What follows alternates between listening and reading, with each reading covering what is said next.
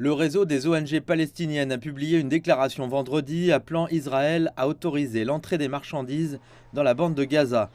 Les conditions humanitaires, économiques et sociales sont soumises à une pression intense, résultat d'un blocus israélien imposé à Gaza depuis 16 ans. Les événements récents ne font qu'aggraver la crise. Les conditions humanitaires dans la bande de Gaza se détériorent continuellement et dangereusement. À chaque instant, de nombreux civils en paient le prix à tous les niveaux, en particulier en ce qui concerne le manque de carburant et de marchandises.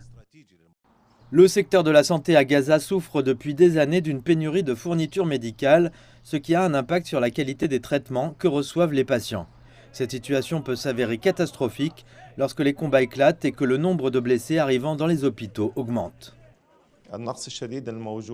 La grave pénurie de médicaments et de fournitures médicales locales, en plus de ne pas autoriser l'entrée du matériel médical nécessaire, signifie que le système de santé n'est pas en mesure de traiter les malades et les blessés. Cela signifie que les patients doivent parfois quitter la bande de Gaza pour être soignés à l'extérieur.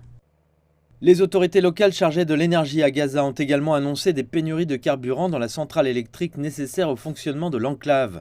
Le risque est maintenant que l'unique centrale électrique de Gaza ferme, laissant plus de 2 millions d'habitants avec à peine 4 heures d'électricité par jour.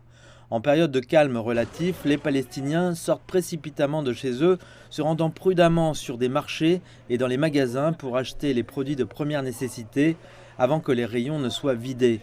Les marchés locaux dépendent fortement des denrées alimentaires qui entrent d'Israël, notamment le lait, le fromage et les fruits. L'atmosphère de guerre et de peur domine tout le monde, en particulier les enfants qui ont très peur. Les magasins ici sont pour la plupart fermés ou ont épuisé leur stock et nous ne pouvons pas acheter tous les produits de première nécessité à cause de la poursuite de la guerre. L'Égypte a mené la médiation pour la conclusion d'un accord de cessez-le-feu entre le djihad islamique de Palestiniens et Israël, dans l'espoir que les frontières rouvrent et que la vie reprenne son cours normal.